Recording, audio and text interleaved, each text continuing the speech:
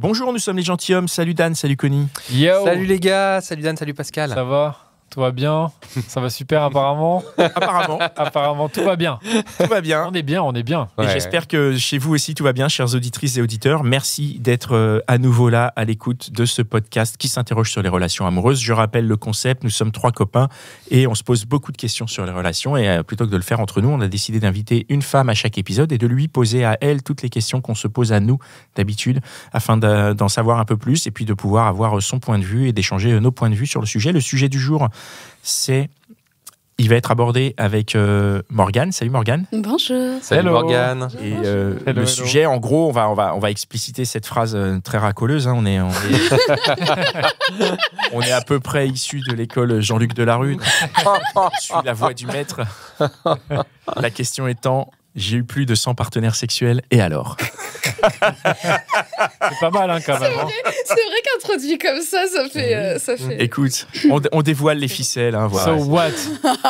C'est un Jean-Luc, si tu nous entends. On l'embrasse. J'ai trop d'images qui me viennent en On l'embrasse. tête. Le boss. Bah oui, on l'embrasse. Il nous Alors, écoute, là. il nous écoute, bien sûr. Exactement. Alors, dis-nous Morgane, comment ça a commencé pour toi? Est-ce que tu peux nous faire un peu Comment le ça a rewind, commencé comment a commencé ta vie sexuelle, du coup, à quel âge? Avec de l'amour. Avec de l'amour. Ouais, avec beaucoup d'amour. Donc, ta vie sexuelle, à la base, c'était ta vie amoureuse, quoi. Oui, tout Génial. à fait. Mon premier amour, j'avais 16 ans, c'était sa première fois. C'était ma première fois, on est restés 3 ans ensemble. Attends, vous avez fait tous les deux votre première fois ensemble? Mais comment vous saviez comment faire, du coup?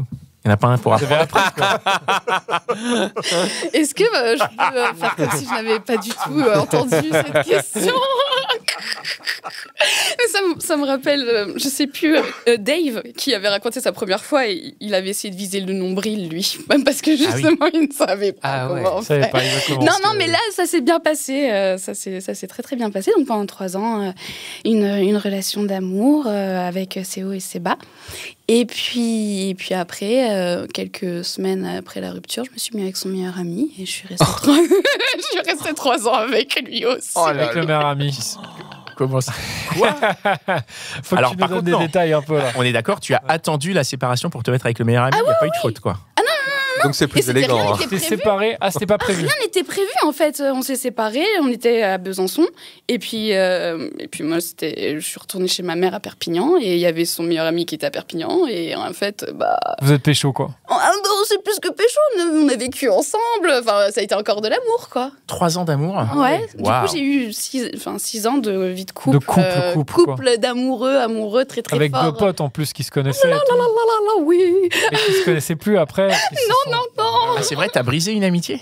J'ai pas fait exprès. Non, bien sûr. Ok, je comprends. Et puis bon, ils se disaient meilleur ami. Oh. Oh, Ils exagèrent. ils exagéraient un peu, tu vois, ça va quoi. Non mais ça va. Je veux dire, puis c'est quoi l'amitié en fin de compte?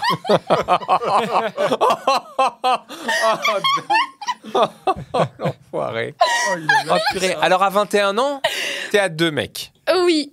Et attends, juste pour savoir les mecs, ils avaient quel âge à peu près? Mon âge, c'était ton âge, ok. Je suis une 91 et c'était 2,90. Et le premier, tu l'as rencontré à l'école, non? Enfin, non, je l'ai rencontré collège, en anglais. Ah, c'est une jolie histoire en plus. J'étais partie en voyage scolaire, non, pas du tout, en voyage juste en Angleterre et il faisait partie du même voyage, quoi, ok. Ouais. Et 1 an après, on a repris contact sur MSN à l'époque. Ah oui, ok, d'accord. Et puis c'était le jour où il a reçu mon message, la veille, il avait rêvé de moi. Et pouf. Il avait rêvé de toi la veille. Bah c'est ouf ça, ouais. Non, mais c'est un bon truc. Il y a beaucoup de magie dans ma vie. C'est un bon truc à dire ça. Moi la première fois qu'une meuf me recontacte, je dis ah putain mais j'avais rêvé de toi, c'est ouf là. Là il y a un signe. Ouais. Non, c'était pour de vrai. J'en suis sûre. Bah écoute, moi aussi. Dans ce cas-là, moi aussi. Du coup, t'arrives à 21 ans, parce que là, à 21 ans de mec, il va falloir que tu augmentes le rythme. Et... si on veut arriver au score annoncé. Ouais, en fait, le rythme, il est devenu très intense très rapidement quand j'ai découvert la vie de célibataire, en fait, à 21-22 ans. Et j'ai découvert que je plaisais beaucoup. Et j'ai découvert que j'aimais beaucoup découvrir les corps aussi. Comment tu as découvert que tu plaisais beaucoup? Ça s'est traduit comment? C'est-à-dire, comment tu es passé de... Qu'est-ce qui t'a fait dire « Ah tiens, je plais beaucoup ». Tu te faisais quoi? Tout le temps. Tout le temps, tu te faisais draguer, quoi. Tout le temps. Bah, toujours maintenant, mais tout le temps. Ouais, tout le temps, ok. Ouais, c'était tout le temps, c'est le soir, au travail, dans les bars. Tout le temps, dans la rue. Ah ouais. Et toi, t'es en mode hyper open, c'est-à-dire que tu... Non, mais je veux dire, tu discutes avec les mecs, et s'il te plaît, machin, tu prends le numéro. Donc le mec, il vient te voir pour te draguer, et toi, tu embrayes, genre, ah ouais, ok, cool. Et... ça dépend. Il y en a avec qui j'ai embrayé, il y en a avec qui j'ai T'as pas embrayé, quoi. Pas du tout embrayé, ouais. En fait, sans partenaire sexuel, ça peut paraître beaucoup, mais en réalité, c'est peu de oui pour le nombre de non que j'ai donné dans ma vie. Surtout qu'on n'a pas la durée. C'est sans partenaire sur combien de temps? J'irai jusqu'à mes 20 en 3 ans. En 3 ans. Ah ouais. D'accord, ok. Oui, là t'es en train de faire le petit calcul mental. Ouais, je fais du calcul mental là. Ouais, c'est-à-dire, sur combien de temps les 100? Sur 3 ans, ça fait 33 par an, donc c'est pas mal. Mois. Ça fait 3 par mois, donc c'est pas mal. Ça va, hein. Ouais, c'est pas mal, mais c'est pas non plus un truc de ouf. Non, mais ça fait quand même pas mal parce que. Tu trouves que c'est pas un truc de ouf? Bah, ça fait un peu moins d'un par semaine, quoi. Bah oui, c'est ça. Tu te dis que t'en es à un par semaine.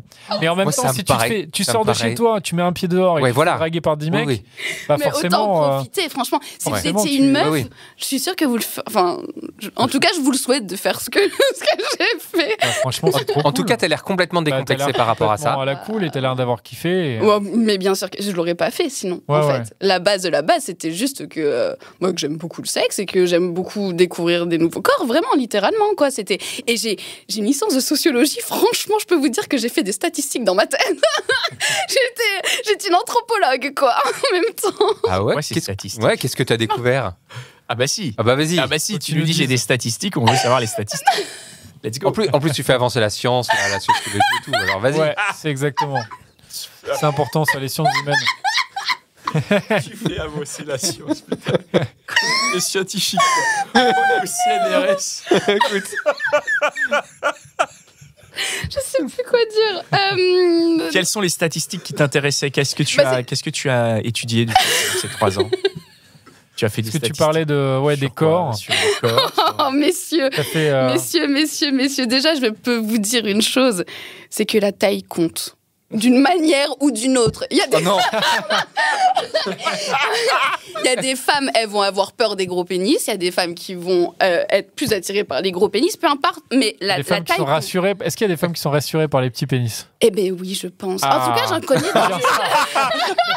Je connais des femmes qui ne peuvent pas faire autrement, quoi. Elles ont trop peur, sinon. Et toi, tu as fait ton étude donc, sur la taille des pénis? Exactement. Et qu'est-ce qui ressort de ton étude à toi? Eh bien justement, pointe-moi du doigt comme ça, je pense qu'il y a une corrélation entre les mains.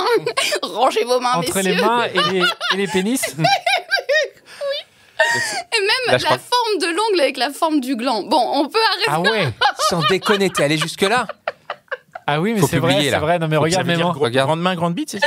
Non, pas forcément. De temps en temps, je me suis fait avoir là-dessus, d'ailleurs. Mais non, oui, c'est vrai que généralement, statistiquement parlant, en fait, la nature est bien faite. Non, mais c'est vrai, moi, on me dit toujours que j'ai des énormes paluches. Du coup, forcément. Oui, enfin bon, bref. Donc, on va dire ça, déjà, tu ressors cette analyse, je veux dire, de taille. Ouais. Qu'est-ce qui ressort alors? Qu'est-ce que tu as appris d'autre? J'ai appris qu'il faut de tout pour faire un monde. Qu'est-ce que ça veut dire pour toi? Ça veut dire quoi, ça? Ça veut dire que il n'y a aucun jugement à avoir sur et nos envies et nos corps et notre état d'esprit. Tout se fait au bon moment, avec la personne avec qui on partage le moment sur l'instant. Peu importe si c'est un soir, quelques heures ou plus. Ce qui compte, c'est juste le partage à ce moment précis, quoi. Donc ça, je l'ai bien appris aussi. Le partage. Mais moi, j'ai une question, c'est que donc, tu sors de ces 2 ans, de ces 2 relations. Là, d'un coup, tu te dis, OK, je suis célibataire. Et comment ça se passe, les premières rencontres? Parce qu'en effet, il y a des mecs qui te draguent et tout, mais du coup, t'es pas forcément habitué, tu vois. Tu devais être plein de mecs. Et c'est juste que tu te dis, let's go, je suis chaude. Et en fait, les premiers mecs qui te branchent et qui te plaisent, en fait, tu les dates, mais par contre, t'envisages pas du tout de relation longue. T'es juste en mode, vas-y, j'ai envie un peu d'expérimenter, quoi. En fait, je me suis séparée de ma 2e relation pendant l'été. Ouais. Et j'étais sur Bordeaux. Et pendant l'été, à Bordeaux, il y a ce qu'on appelait les platanes. C'était un endroit où tout le monde allait se poser pour picoler. Et en fait, moi, c'est l'alcool qui a fait que... que j'ai commencé à découvrir Dark Morgan. Ah oui, Dark Morgan. Ouais, ah oui, il y a Dark Morgan qui était bien présente à cette époque, c'est-à-dire qu'en fait, je buvais et j'en arrivais au stade du blackout où j'étais pas du tout quelqu'un qui ne pouvait pas articuler ou qui pouvait pas marcher, j'étais juste quelqu'un d'autre. Et pendant cette phase de blackout, cet autre moi avait tendance à être très très masculine dans sa façon d'aborder les hommes et très rentre dedans et du coup tu veux dire que c'est ce quelqu'un d'autre qui scorait, quoi? Exactement. Enfin, au tout début, avec l'alcool. Et comment tu as fait après, du coup, pour que ce soit la Morgane du jour qui score aussi efficacement que la Morgane de la nuit? C'est juste que j'ai pris confiance en moi, en fait. Donc le fait d'avoir comme ça une consommation d'hommes, ça t'a permis de gagner ta confiance en toi? Exactement. Ah oui, clairement. Clairement. Avoir multiplié les partenaires, ça m'a donné confiance en moi, tant sur ma personnalité que sur mon corps, sur mon physique. Mais le fait de te faire draguer, comme tu dis, tout le temps, ça ne suffisait pas pour ta confiance en toi. Il fallait que tu consommes. Oui, parce que en fait, en vrai, tout le monde se fait plus ou moins tout le temps draguer, en réalité. Enfin, pas nous autour de la table. Non, mais moi, je crois. Tout le monde, fameux. Ok. Ouais, toutes les femmes, toi, tu penses, se font tout le temps draguer? Tout le temps. Pas tout le temps. Pas tout le temps. Ça dépend de ce que souvent, tu dégages. Je malheureusement, pense que j'avais une énergie très sexuelle aussi. L'énergie que tu dégages quand tu marches dans la rue, il y a tout un... Oui, c'est ça. Enfin, il y a tout un protocole presque indicible qui se passe dans la rue, dans la jungle urbaine. Très, très indicible. Moi, je vois ce que tu veux dire. Voilà. Cette énergie sexuelle, elle vient d'où, d'après toi? De moi. De l'intérieur de toi. C'est moi. Tu es sexuel, quoi. Tu aimes le sexe et ça se traduit sur toi. Quand tu marches dans la rue, on voit, on se dit, elle... Ouais, enfin, à l'époque. Maintenant, on se dit plus, putain, mais c'est qui cette meuf? Elle se croit faire un défilé de mode. Et par contre, t'as dû attirer aussi plein de relous, non? Forcément. En fait, plein de mecs qui, en fait, t'intéressaient pas, juste, quoi. Oui, oui. Et du coup, juste, tu leur dis non et voilà, quoi, ça va, t'as pas eu de... ça a été un apprentissage, le nom. Le nom est un apprentissage, littéralement. Au début, je ne savais pas comment faire. Ouais. Du coup, j'étais très vite peu assurée, presque un peu méfiante et presque un peu peureuse. Et le truc, c'est que quand tu commences à avoir peur dans une relation sociale dans la rue, c'est là où tu commences à être victime. Tu peux avoir de la prudence en toi, mais de la peur, il faut pas. Et du coup, au début, j'avais un peu peur parce que ça arrive qu'il y ait des hommes qui t'abordent et qui soient un peu virulents dans leur façon d'aborder les choses. Et puis c'est au fur et à mesure de me faire avoir que j'ai appris à asseoir mon nom et en pleine puissance. Et maintenant, j'ai même plus besoin de le prononcer. Mon regard suffit. Ok, donc maintenant, en fait, tu as une attitude, c'est que en fait, tu ouvres la porte si le mec te plaît. Exactement. Et si le mec te plaît pas, tu lui fermes la porte avec ton attitude et limite, et les mecs viennent même plus te voir, en fait, ou très peu, quoi. T'as dit quoi? T'as dit te faire avoir? Ouais, je me suis fait avoir. Qu'est-ce que ça veut dire quoi, se faire avoir? Ça veut dire quand tu n'assois pas ton nom, quand tu n'écoutes même pas ton nom, en fait, quand tu ne sais pas qu'au fond, tu n'as pas envie.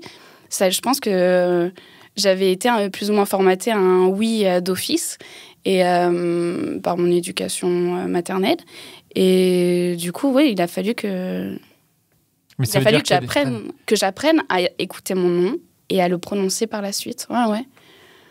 Mais ça veut dire qu'il y a des mecs que tu as daté ou avec qui tu as couché alors que tu voulais pas, c'est ça que tu veux dire? Au fond du fond, maintenant, avec du recul, ouais. Après, c'est de l'expérience. C'est aussi une limite qu'il fallait que j'apprenne à asseoir en moi. Mais oui, effectivement. Ça me rappelle un débat que j'ai eu il y a quelques jours avec une connaissance à moi. On parlait du viol, justement.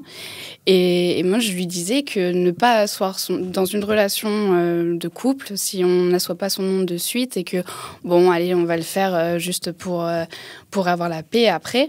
Lui, il me disait que c'était pas un viol. Moi, je lui disais que c'était la porte d'entrée, en fait. Un peu comme on dit que celui qui va fumer de la marijuana, à un moment donné, il va passer à la cocaïne. En fait, quand tu n'assois pas ton nom déjà dans ta relation de couple, c'est difficile. en fait, c'est une limite à avoir et ça peut être encore plus difficile de l'asseoir avec quelqu'un que tu connais pas du tout, en fait.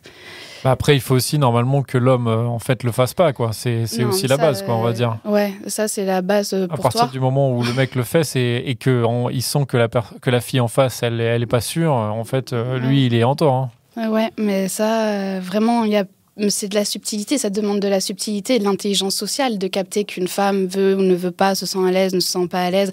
Homme ou femme d'ailleurs, hein, soit dit en passant, parce qu'il y a des femmes très grosses forceuses aussi. Hein. J'ai probablement dû en faire partie également.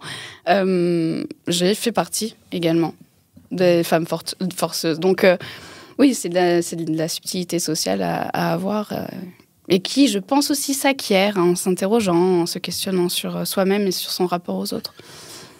Ok, moi si vous avez des questions, on peut revenir sur le côté pragmatique de ces rencontres. Comment ça se passe tu rencontres, salut, ça ken. Ouais, c'est dans ça. Le détail, comment ça se passe. Tu prends un verre ou c'est direct, on va direct chez moi, chez toi. Combien de temps entre le bonjour et le au revoir, quoi. Tellement aléatoire. Tellement aléatoire en vrai, chaque histoire était différente. Donc, je parle au passé, hein, parce que vraiment, maintenant, je suis passée à autre chose là-dessus. Du coup, ça pouvait aller d'un date Tinder qui commence directement chez la personne. Et let's go, quoi. Let's go, baby, we know why we are here. Alors, le type, tu l'as jamais vu? Ouais, ça m'est arrivé. Hein. Tu matches, tu parles, tu vas chez lui, baigne, et puis ça après, un café d'édition, quoi. Bien sûr que oui.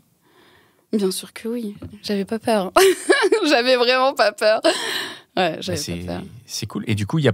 Enfin, moi, la question qui me vient, c'est par rapport à l'effet McDo, notamment, où vraiment, c'est un truc où apparemment, sur les applis, les gens, ils se ressemblent pas à leurs photos. Toi, tu t'en foutais, en fait? Tu disais... Oui, ils me trouvaient toujours plus belle, en vrai. Non, mais l'inverse, toi, tu les trouvais pas les mecs ouf. Ah, mais en vrai, je m'en contrefous du physique. Pour de vrai, moi, ce qu'il me fallait, c'était le fond des yeux, quoi. Il me faut un fond des yeux. C'est quoi un fond des yeux? C'est quoi un fond des yeux? C'est l'intensité d'un truc, quoi. Ouais. C'est ça, il y a une vibe, il y a une fréquence que je capte dans le fond des yeux. C'est quoi cette fréquence? Tu veux qu'il y ait quoi dans ce fond des yeux? Du sexe aussi ou de l'amour ou de la... C'est quoi que tu cherches dans ce dans le fond de ces yeux? Du désir.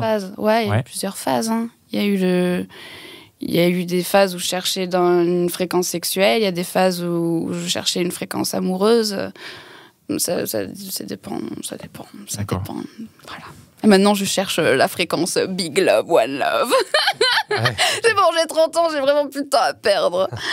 Ouais. Tu te souviens de combien de... combien de mecs? Attends, il y a des statistiques, donc je stocke les statistiques. En vrai, si je fais l'effort, je pense que je peux tous les retrouver dans ma tête. Mais alors, qu'est-ce qui discerne lesquels sortent du lot? Et pourquoi? Ceux qui avaient des grandes mains. Non, mais lesquels sortent du lot? Vas-y. Ceux avec qui j'ai partagé plus que du sexe, en fait. Ceux avec qui j'ai partagé des bonnes conversations, des bonnes parties de fou rire, des bons godets et des trucs cool à fumer. Voilà. Des bons moments, quoi. Là, tu te souviens, par exemple, de 3 mecs, 3 prénoms avec des moments... Bah oui. Excuse d'être naïf là-dessus, mais ton expérience m'est extrêmement inconnue, tu vois. Ah ouais, mais quand même, 3 mecs sur 100, tu me demandes... Enfin, ça me... 100, c'est... Ouais, mais tu peux t'en rappeler de 3 a priori. Ah, oui, mais c'est ça. Non, mais oui. Oui, largement. Oui, bien sûr. Il y en a avec lesquels ça a été plus long. Du coup, ça a été plusieurs mois, ou alors tu les as revus. Alors, des sortes de sex friends. Ouais, j'ai eu toutes les configurations. Toutes les configurations possibles. Ouais, sauf le trouble. Mais... Ça, t'as jamais eu? Non, je suis beaucoup trop exclusive. Et plan à plusieurs? Je m'en souviens. Oui, mais j'étais un peu trop saoule. On m'a raconté. C'est vrai que ça fait monter les C'était Dark Morgan. C'était Dark Morgan. Ouais, c'était Dark Morgan. Tu disais, t'es plutôt exclusif, donc tu peux faire les plans un par un, quoi. Ouais, non. Et puis même en couple, je suis chienne fidèle. Ah oui. Alors, ce qui te plaisait, c'est la découverte du corps, tu l'as dit. Mais est-ce qu'il y a une découverte sexuelle aussi? Est-ce qu'il y a des paliers? Tu vois, tu fais des... Ouais. Il y a des comment? Tu veux découvrir de nouvelles choses parce que voilà, tu dis ça et ça j'ai fait. Et maintenant j'aimerais bien faire ça, etc. Alors non, je réfléchis pas dans ce sens-là. C'est plus je fais et après je me dis ah ouais c'était cool, refaisons. Mais j'ai pas d'objectif, j'ai pas de fantasme en fait à la base. Pas du tout. Non, je fais les choses et puis c'est tout, ça se fait comme ça. Ton fantasme, c'est de faire la rencontre. Oui. C'est le nouveau corps en gros. Oui. Et après tu testes et tu vois ce qui se passe quoi. En gros. Oui. En fait, j'attends rien de l'autre. J'attends de notre relation, mais j'attends rien de l'autre. Vous voyez la subtilité dans cette phrase. Je vois, c'est snitch si je suis très claire. Mais pendant que tu faisais ça, donc tu étais épanouie, toi. Puisque donc, tu dis que c'est une période qui est terminée, mais pendant cette période de 3 ans sur laquelle tu enchaînais, toi, tu étais épanouie. Tu avais quelle image de toi? Je pense pas que j'étais réellement épanouie. En fait, je crois que toujours, tout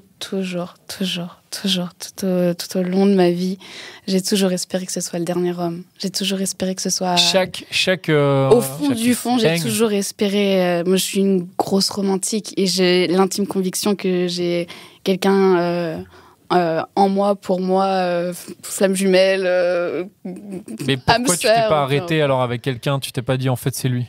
Parce que c'était pas lui. Ouais, mais tu sais... Enfin, tu n'as pas décidé? Ça se décide pas, ça se sent. Ça se sent, ok. À chaque fois, en fait, tu consommais et après tu disais... Attends, ça se sent quand? C'est-à-dire que ça doit se sentir dans les 10 premières secondes? Parce que là, si tu donnes pas la chance au produit, comment tu veux le sentir? Non, déjà, on parle pas de produit, on parle d'être humain, pour commencer. Et il est tendu. Il blaguait. Oh, mais je me doute bien.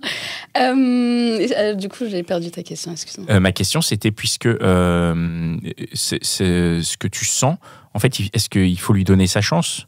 Tu vois, est-ce que tu t'es retrouvé dans des configs où tu as donné la chance ou enfin peut-être que j'interprète mal non, par rapport à ce qu'on s'est dit, mais... Oui, j'ai toujours donné... Alors, il y en a, c'était clair et net, c'était soit sex friend, soit plan cul d'un soir et basta, on va pas plus loin. Ceux à qui j'ai donné une vraie chance le savent. D'accord. Et ils savent aussi qu'ils ont loupé leur chance. D'accord. J'ai que ça à dire. Vous avez une cartouche et voilà. C'est vrai. Déjà, le temps est parti, quoi. C'est ça. Et est-ce que dans les 100 partenaires ou un peu plus, enfin je sais pas combien, mais du coup il y avait des gens connus, des célébrités T'as le droit de dire les noms. Hein. Alors, en fait, ça m'est déjà arrivé de me faire dragouiller par des personnes un peu avec une petite notoriété publique et elles, je les ai tout. Non, jamais. Ah ouais, ça t'intéresse pas, non? Non, ça parle trop vite après. Et si je veux avoir une célébrité, autant que ce soit celle que j'ai vraiment choisie. Ouais. Okay. Voilà. Et la question du plaisir, parce que tu parlais de découvrir, etc., du plaisir sexuel, t'en as pas parlé? J'ai une notion du plaisir sexuel qui est propre à moi. Donc, en gros, c'est je prends mon pied quand je vois l'autre prendre son pied. Ok. Et donc, j'arrive très facilement à jouir. Si c'est la question, je comprends pas. On a parlé de plein de mecs et tout, mais on n'a pas parlé de comment est-ce qu'il y a un plaisir? Parce que c'est vrai qu'au bout d'un moment, il peut y avoir peut-être de la routine ou peut-être des intérêts ou du mécanisme et tout. Alors, oui. Sur la fin, effectivement, c'est pour ça que j'ai arrêté, c'est que finalement, c'est toujours pareil, la même histoire. C'est toujours la même histoire. Mais sinon, oui, j'avais du plaisir sexuel, heureusement. Ce serait... C'est pas ça la question, mais... Ah, mais alors j'ai pas compris, excuse-moi. Non, c'était ce que tu me disais à la fin, c'est le plus intéressant. C'est-à-dire qu'effectivement, il y a un moment où tu rentres dans la mécanique et il y a plus de plaisir à ce moment-là. Ah si, toujours. Si. Le plaisir sexuel est un peu mécanique. Le plaisir au-delà du plaisir sexuel, c'est-à-dire le plaisir de la rencontre, le plaisir de voir le fond des yeux, le plaisir de tout ça. Est-ce que tu en avais encore? Ça, non. Ça c'est un petit peu échaudé au fur et à mesure. Et t'as pas su le renouveler ou trouver des choses pour... c'est pas ça. C'est que j'ai plus de temps à perdre, à consacrer à ce genre de rencontres. Maintenant, je fais ma vie. J'ai d'autres choses à faire. En fait, tu as épuisé ton temps de quota de rencontres sexuelles parce que là, en gros, ce que tu nous dis, c'est que tu as fait ça à une période et qu'aujourd'hui, tu es dans une autre phase. Ouais. Donc, il n'y a plus de Dark Morgan. Tu es. Non, c'est vrai que ça fait depuis 2016 que je l'ai pas vue, elle. D'accord. Ah ouais. Et donc là, tu es dans une phase de quoi? Et quel est le rapport entre la phase dans laquelle tu es maintenant par rapport à cette phase où tu tapais plus de... Là, je suis dans une phase où j'attends de conquérir le prince que j'attends de toute ma vie. Vraiment, là. C'est quelqu'un que tu connais, que tu as envie de conquérir? Parce que quand tu dis conquérir, c'est que tu as une cible, non? En fait, tu alors oui, j'ai une cible, mais les choses ne se disent pas, les choses se font. Et du coup, j'ai cette cible en vue et j'ai plus de temps à perdre pour quoi que ce soit d'autre, en réalité. Donc, cette cible, tu le connais pas, on est d'accord, c'est juste un idéal, quoi. Ouais, allez, on va dire ça. Ah, ok. Si, tu le connais. Mais j'ai dit. Elle le connaît. J'ai dit. C'est le mec d'une de ses potes, alors elle attend. Ok, il faut pas parler. Voilà, je vais te poser une question sur revenir sur cette période. Comment tu gérais au niveau des MST, des protections, tout ça? Comment ça se passait? Est-ce que je le dis? Ah bah tu peux. C'est passé déjà. C'est de la prévention en plus, tu peux. C'est de la prévention. Ah ouais, faut pas compter sur moi pour la prévention, les gars. Désolée. Ah ouais. Ah, c'est vrai, je déteste la capote. Ah merde. Donc, mais comment ça se gérait avec les mecs? Comment ils réagissaient? Mais c'est déjà il fallait les compter, ceux qui sortaient la capote de manière naturelle. Bien sûr que oui. On peut parler de statistiques. On va parler de statistiques. Bah oui, vas-y. À la capote, c'est en tout cas peut-être que c'était encore avec ma vibe sexuelle, mais en attendant, très peu me le proposaient d'emblée. Hein. C'était en mode genre on y va, sans capote, let's go quoi. Ouais. Ah, c'est ouf. Ouais. Et toi, tu y allais à chaque fois, c'est Ouais, je crois que j'avais beaucoup. C'est dangereux quand même. T'as rien chopé? Dieu merci. Ah bah tant mieux. Ouais, pardon. Ouais, nada. Ouais, c'est ouf, hein. Ok. D'accord. Non, mais je sais pas trop quoi vous dire. C'est pour ça quand on parle de prévention. Et vous voulez que je vous dise? T'es un mauvais exemple, alors c'est pas bon. Ouais. Et encore pire, j'avais même pas de contraceptif. Allez, bim. Allez, T'es tombée enceinte? Non. Jamais? Je suis tombée enceinte, mais avec une personne, ça c'est trop. Enfin, une vraie relation. Ouais. Waouh, c'est dingue. T'avais des techniques? Ou c'est vraiment... le retrait. Putain. Tu me demandes, je sais. Hey. Le nombre de premiers enfants qui est issu de ça. Ouais, c'est ça. Dans le livre de SVT, là, quand j'étais en première, on apprenait les contraceptions. Et il y avait le nom des contraceptions avec leur taux de réussite. Et le retrait. Et il y avait le retrait. Le retrait, ça marche à 1%. Ah ouais, 1%. Ah ouais. Eh ben, t'es le pourcent. Dieu merci. En tout cas, heureusement des enfants avec quelqu'un comme ça. En tout cas, pour celles et ceux qui nous écoutent, on vous conseille quand même vraiment de prendre privilégier autre chose que le retrait. Voilà, moyen de contraception et surtout moyen de protection aussi. Franchement, répétons-le quand même à ceux qui nous écoutent. Même si toi, t'as eu du bol, hein, et c'est tant mieux pour toi, mais je pense que c'est important de le dire à toutes celles et ceux qui prévoient d'avoir des partenaires. Mettez une capote ou faites-la mettre. Et faites des tests régulièrement, c'est surtout ça aussi, parce que. c'est les deux, mais. C'est les deux, mais la capote quand même. Le test, ça sert après. En fait.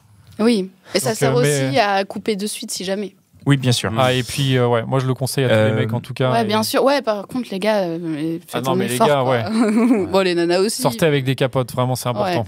Et moi, je voulais te demander comment tu gères ton image de toi à ce moment-là, en ayant autant de partenaires sexuels différents dans cette société actuelle qui a quand même pour fondement d'être le jugement. Ouais. Comment est-ce que tu t'en sortais? Est-ce que tu arrivais à... Est-ce que autour de toi, tu avais une sale image et est-ce que tu arrivais à le gérer ou pas du tout? Est-ce que ça se savait pas? Comment tu gérais ça? En fait, déjà, depuis mes 12 ans, on me traite de pute. Voilà. Pourquoi cadeau? Pour quelle raison? Je sais pas, ça a toujours été comme ça. J'ai toujours déclenché ce genre d'ambiance autour de moi. Donc, en soi, de regard des gens, je m'en suis très vite détachée. Et je me posais pas vraiment la question, surtout qu'en plus, comme j'avais des partenaires sexuels sur tout, au niveau de plein de couches sociales différentes dans Bordeaux, ils se croisaient pas forcément. Donc, au début, ça se savait pas vraiment. Et puis, quand ça s'est su, j'étais clairement la pute de mon quartier, hein, mais qu'est-ce que je m'en foutais. Voilà. C'est dit. Oui, mais vous regardez pas comme ça avec. Non, mais c'est intéressant de l'assumer à ce point-là. Mais je veux dire, ça jouait pas dans un sens ou l'autre. C'est-à-dire que, comme on peut t'affubler cette image de pute, tu peux te dire, en fait, je vais l'être 10 fois plus que ce que vous imaginez. Il y a des gens qui sont comme ça, on connaît. C'est l'étiquette sociale, c'est le principe de l'étiquette sociale. Et à l'opposé, ça peut être, non, puisque vous me donnez cette image, je vais continuer à faire ce que j'aime, à savoir. Mais je vais essayer de gommer comme cette image. Et toi, en fait, tu étais indifférente à ça, c'est-à-dire que vraiment, ça t'a pas poussé ni dans un sens ni dans l'autre. Exactement, c'est-à-dire bien dans tes baskets, quoi. Ouais, c'est ça.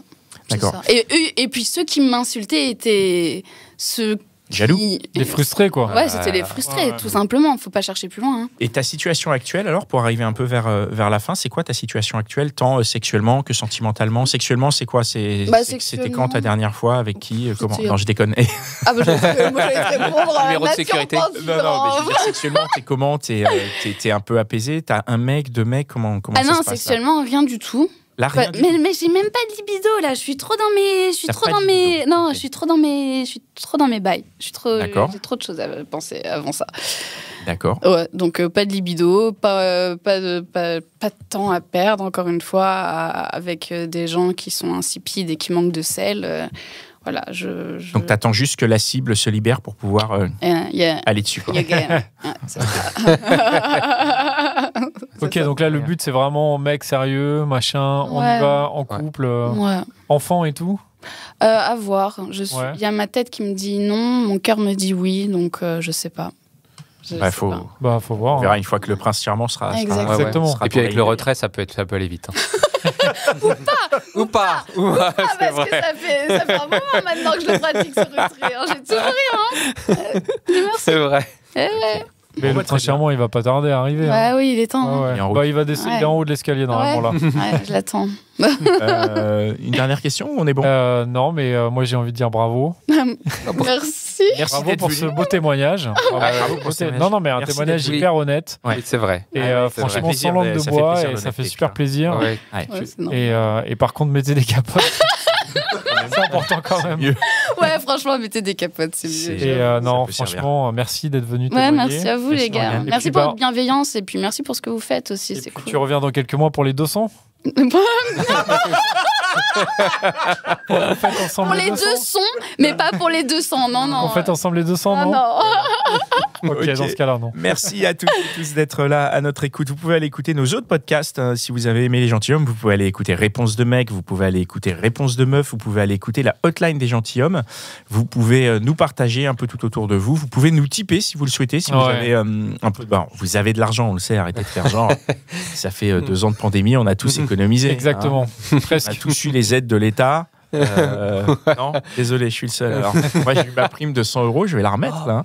Tu veux, très bien. Allez, la prime URSAF, là, tu veux dire ou la prime de l'URSAF? Je sais pas ce que c'est. Non, la prime sur l'inflation, pardon. La prime sur l'inflation. Pour payer ton plein, là. Ouais, c'est ça. Ouais. Et t'as pas de voiture, donc c'est parfait. Voilà, allez, hop. Elle va faire un type. Et ben voilà, faites-le en type. Non, mais soutenez-nous, ça nous permet de voir que vous croyez en nous, que vous appréciez ce qu'on fait. On sait que vous l'appréciez. On voit notre compte Instagram qui est très actif. On voit que vous êtes là, que vous êtes hyper actif. Mais si vous voulez nous aider vraiment, mettez un type. Ça nous fait super plaisir. Ça nous permet de payer tout un tas de conneries qu'on a à payer. Et ça nous permet de voir vraiment que vous êtes là et qu'on est utile et que... Voilà quoi. Et voilà, ça nous soutient, exactement. Ça fait plaisir. Donc faites-nous plaisir et faites-vous plaisir. Exactement. Allez, merci Mitch. Merci à Restless qui nous héberge. Merci à vous encore de nous écouter. Merci à Cynthia. On embrasse fort. Cynthia. À bientôt. Allez, ciao.